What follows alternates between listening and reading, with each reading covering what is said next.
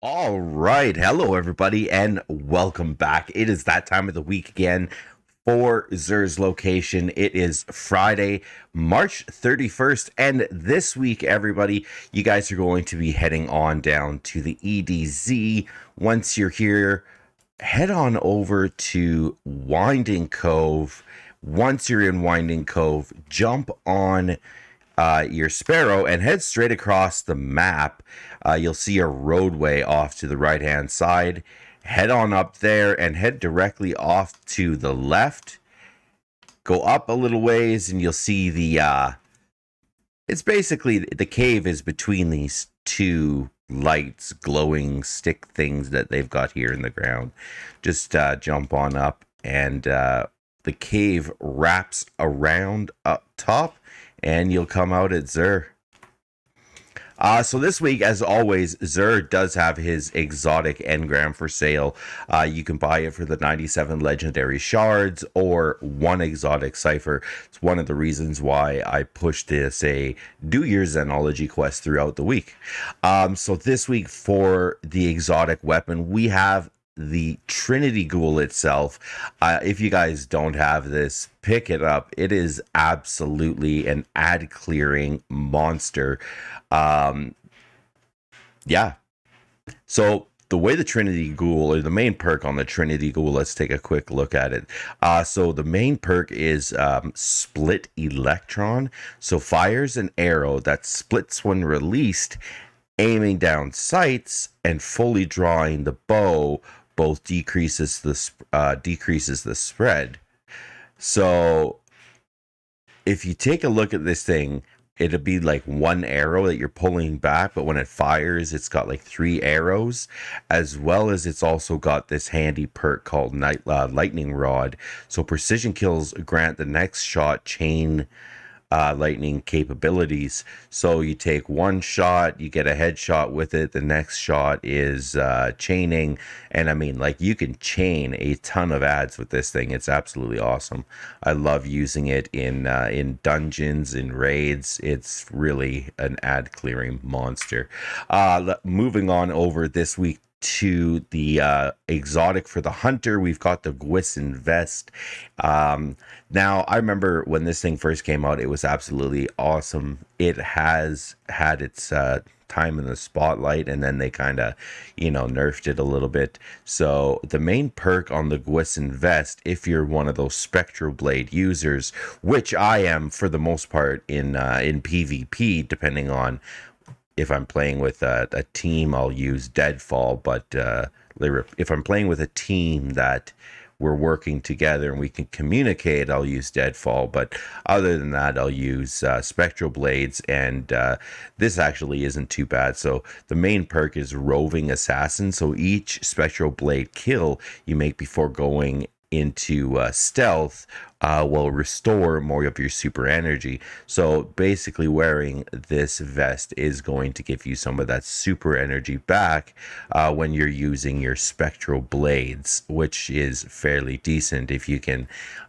lean into that intellect stat, where this, I mean, you could have your super probably 3 to 4 times, I would say, in a match, depending on how many kills you're getting. So like I said, it's not too terribly bad if you know how to lean into the build for it. And moving on over to the Titan this week, we have the One-Eyed Mask Helmet. So the main perk on it is Vengeance.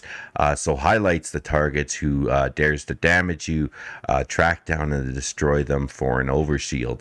So honestly, this thing isn't too terribly bad. I mean, you can be running your arc subclass. Somebody takes a shot at you, you can chase them across the map and shoulder charge them, or slam and vaporize the shit out of them. But yeah, this thing actually isn't too bad at all.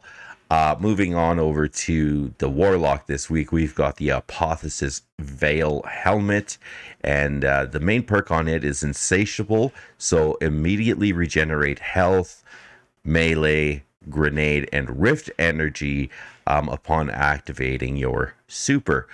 So nearby allies recharge class abilities faster. So if there's people around you, they're going to get that ability, their abilities charged faster as well when you activate your super. So doesn't it works fairly decent with the solar subclass when you're using your well, so not too terribly bad. Moving on down to the legendary weapons this week, we've got the True Prophecy hand cannon with overflow explosive payload, the Cold Denial pulse rifle with Zen Moment and Swashbuckler, Tears of Contrition scout rifle with well-rounded as well as Vorpal. We've got Ignition Cold grenade launcher, which is a lightweight frame with surplus and one for all. We've got the 7th Seraph shotgun, which is rolling with auto-loading holster and snapshot sights. The Corsair's Wrath linear fusion rifle with outlaw kill clip.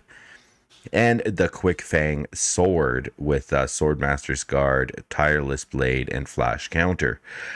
Moving down to the armor set this week, we've got the Sovereign armor set, and I took a look at everything, and the one that stuck out to me was definitely these legs rolling with the 25 resilience for the Hunter, which is really one of the main stats that you want to be making sure that you're maxing out before anything else.